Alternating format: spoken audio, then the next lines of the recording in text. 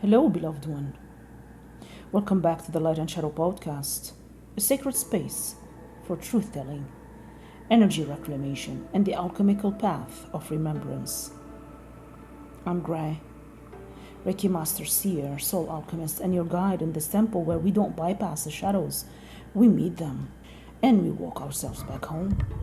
If this is your first time here, welcome. You weren't drawn here by accident. You were summoned by your soul. The part of you that is done giving your power away and ready to reclaim it. And if you've been walking with me for a while, thank you.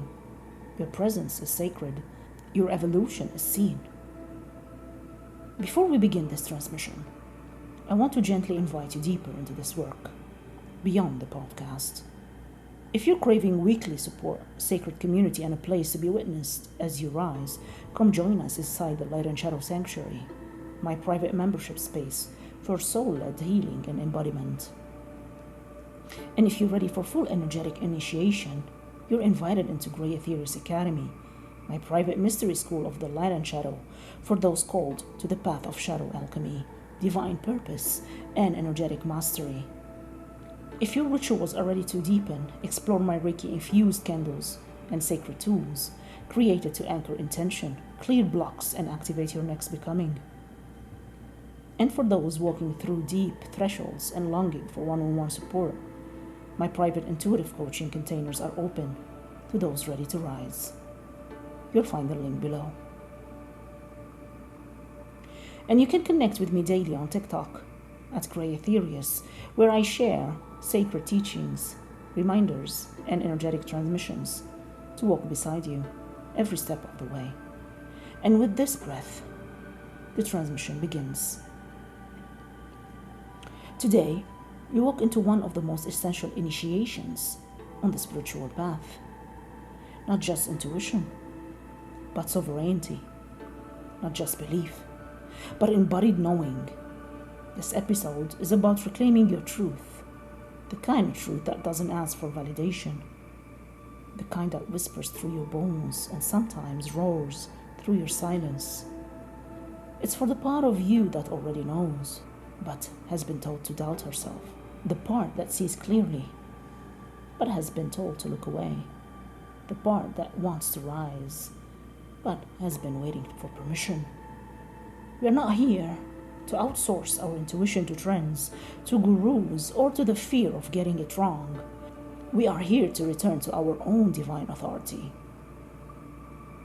In this episode, we'll explore what spiritual sovereignty really means and how it differs from egoic independence. The signs you've been outsourcing your intuition, even subtly. How fear, people-pleasing, and comparison dilute your inner knowing. How to rebuild trust in your own spirit step by step, and a ritual practice to help you anchor your clarity and conviction. Because the world doesn't need more perfection, it needs more people who are fully alive in their truth. Let's begin. Spiritual sovereignty is not rebellion. It is not resistance for the sake of being different. It's not about being above influence, it's about being rooted in discernment. True sovereignty means you know how to listen deeply and choose from within. It means you are no longer waiting for someone else to tell you who you are, no longer giving your power away to the loudest voice, the trendiest practice, or the fear of being wrong. Spiritual sovereignty is the quiet, steady authority that says, I know what is true for me. I may still consult, reflect, and receive, but I no longer outsource my soul's direction. It is not arrogance. It is alignment. It doesn't resist guidance. It knows how to filter it through intuition. When you are sovereign, your yes is holy, and so is your no. You stop leaking energy into every opinion. You stop shape-shifting to avoid rejection. You stop mistrusting your gut just because it doesn't make logical sense to others. You become the altar, not just the devotee. You become the oracle, not just the seeker. And you walk your path, not because it's popular, but because it's true. spiritual outsourcing is subtle. It often looks like devotion, but it's actually disconnection. You're not broken for doing it. You are likely conditioned to. Let's name some of the signs. You doubt your inner knowing unless someone else confirms it. You pull 10 tarot cards hoping they'll validate what you already feel. You ask 3 friends, 2 readers, and 1 guide because trusting yourself feels risky. You scroll for signs instead of sitting in silence. Instead of turning inward, you look to algorithms, collective readings, or synchronicities, hoping one will prove your intuition is right. You override your body's no because someone more spiritual said it is a yes. You join containers, follow teachers, accept energies into your field despite your gut resistance because they speak with confidence or have followers. You fear making the wrong choice without cosmic permission. You wait for the perfect transit, the full moon, the retrograde to end, instead of realizing your timing is sacred too. You give your power to practices instead of presence. You feel ungrounded if you don't pull cards, burn sage, light a candle, or follow a routine, forgetting that you are the ritual.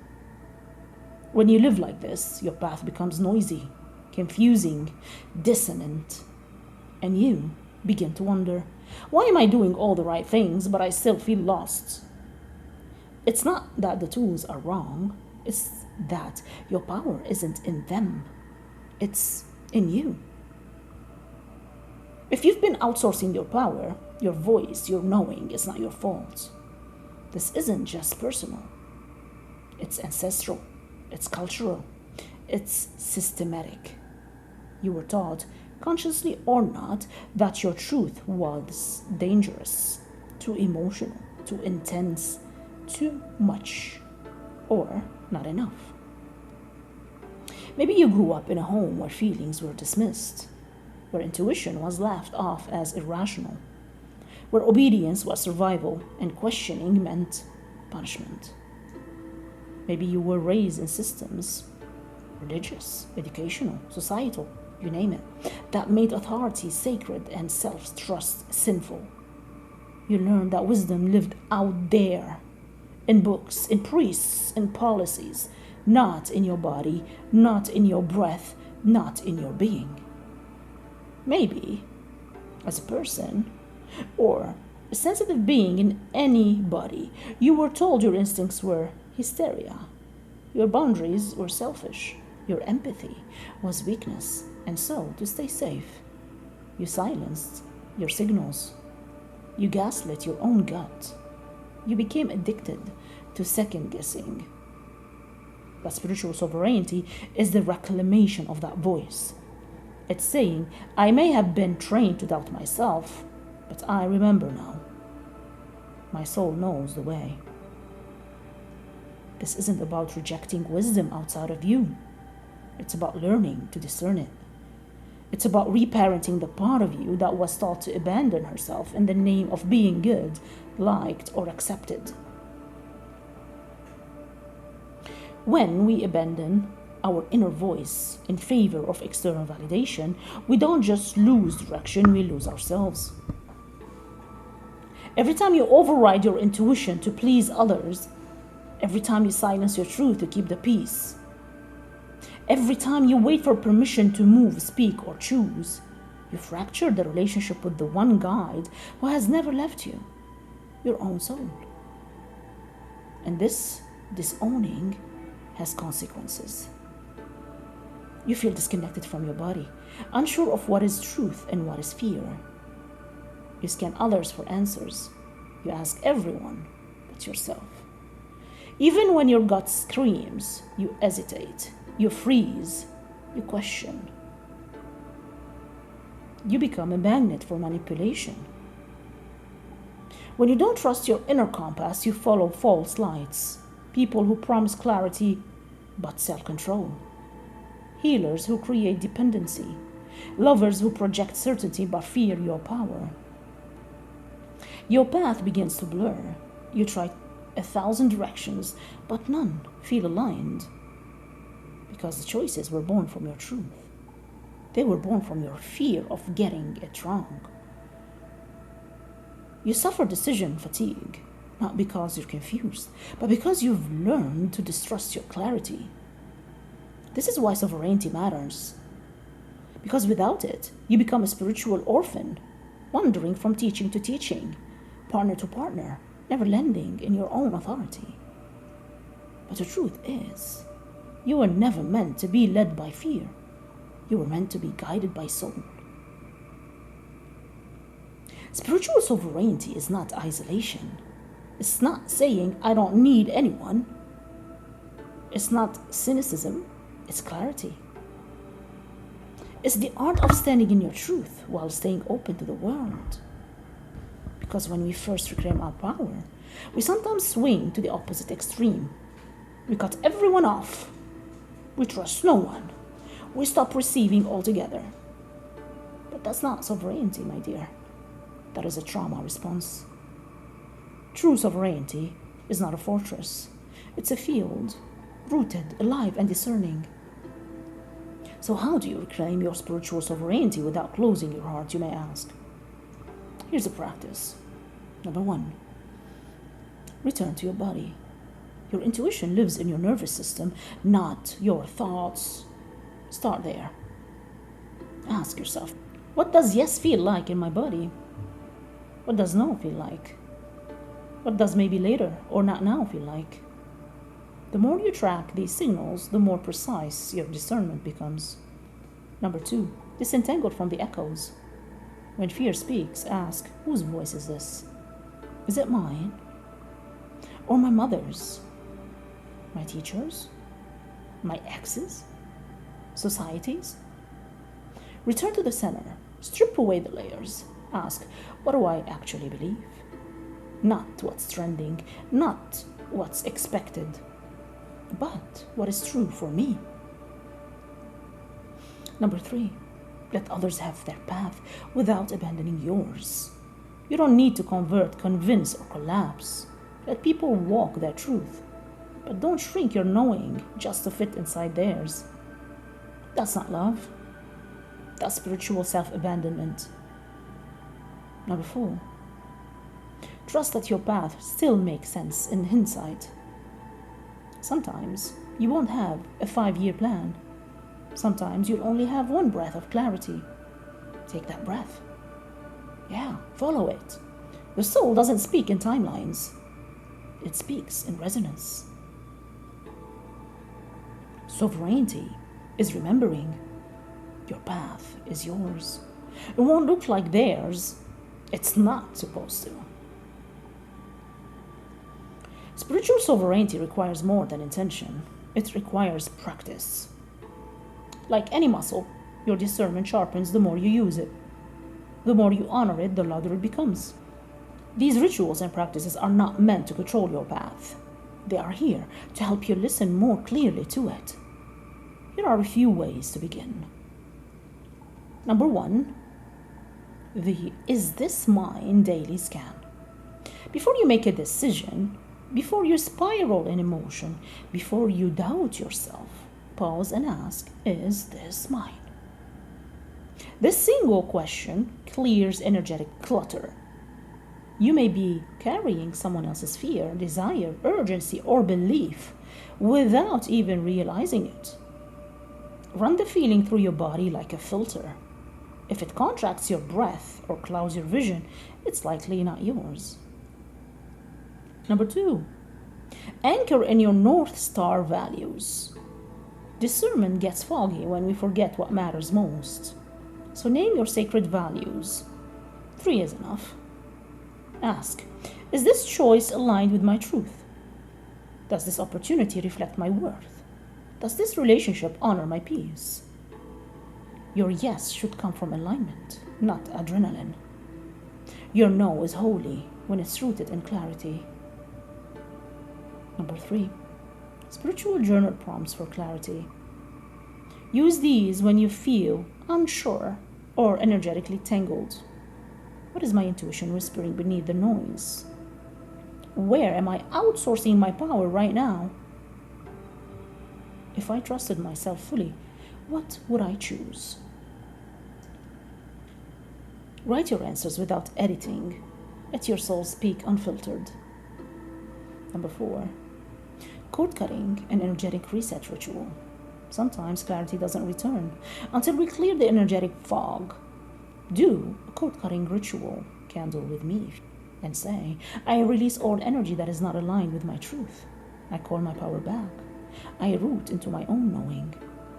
Visualize cords detaching. Breathe them out. Stand in the space that remains. That is you. And finally, trust what peace feels like. Now here's the secret. Intuition doesn't always scream. It often speaks as a quiet calm. The more you listen to peace, not just excitement or urgency, the more anchored your discernment becomes. When something is right, it won't make you shrink. It will feel like home in your body. Let's be honest. It's one thing to claim your sovereignty in solitude.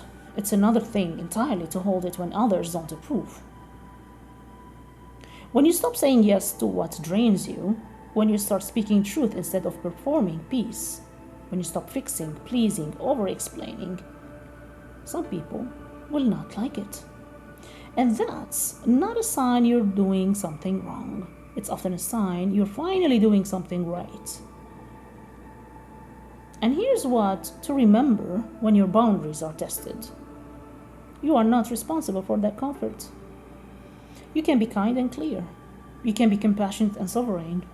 But you are not responsible for their reaction to your truth. You were not born to be understood by everyone. You were born to be aligned with yourself. When someone resists your boundary, it's usually because they benefited from your lack of one. So if someone accuses you of being cold, too much, selfish, or changed, take a breath, pause before shrinking, and ask, am I betraying myself right now or honoring myself? That answer will reveal everything. You can always grieve and still choose what's true. Choosing your sovereignty doesn't mean you don't care. It means you deeply care, but not at the cost of your soul.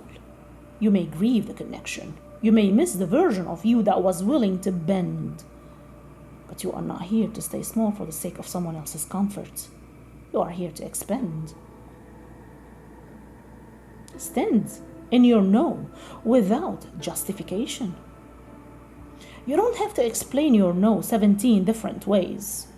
You don't have to spiritualize your boundary. You don't need permission to be at peace. Let this be your mantra. My clarity is enough. My boundary is sacred, and my alignment is not up for negotiation.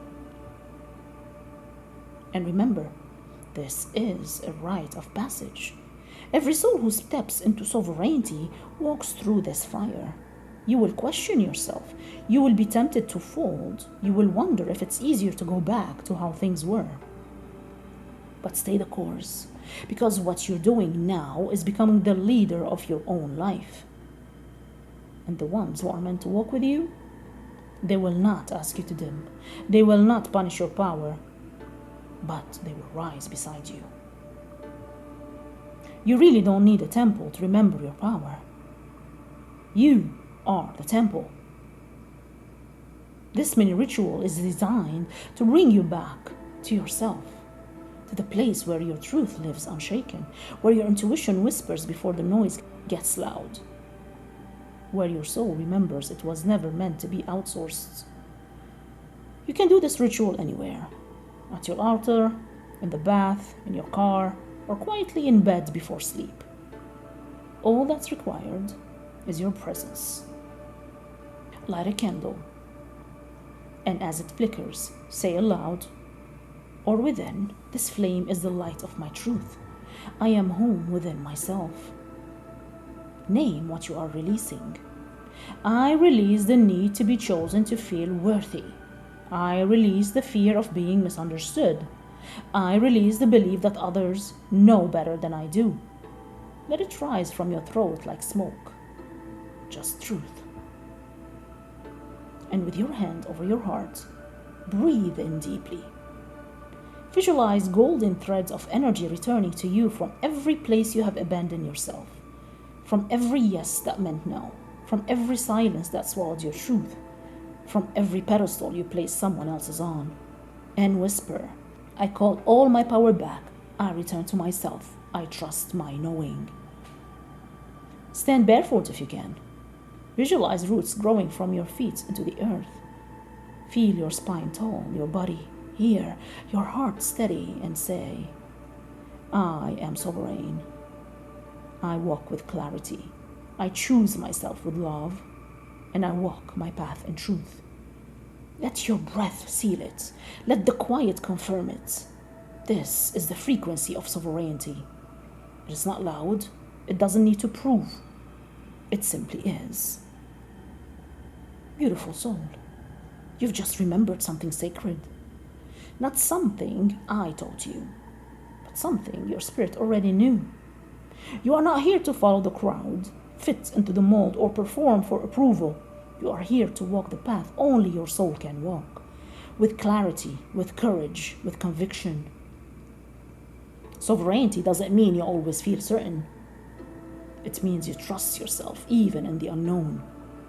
It means you stop asking for permission to be who you already are. It means you release the grip of others' expectations and answer to your own truth. So, if no one told you today, your inner knowing is enough. Your path doesn't have to look like anyone else's, and your magic becomes magnetic the moment you stop apologizing for it. From this moment forward, may you choose your voice over their approval. May you choose your truth over their expectations. May you choose your own soul's rhythm over the world's noise. And remember, you don't have to know every step ahead. You just need to know the next right yes. And let your feet follow. One step, one truth, one sacred reclamation at a time. If this episode stirred something deep within you, share it, leave a review, send it to someone who's ready to take their power back. And if you're ready to walk this path more fully, the link is below. From one-on-one intuitive coaching, to Reiki-infused candles, to our private light and shadow sanctuary where we rise in truth every week. Or join me inside the Grey Ethereus Academy, where sovereignty becomes a way of life. And for daily sacred reminders, find me on TikTok at Grey Ethereus, because you were never meant to walk this path alone.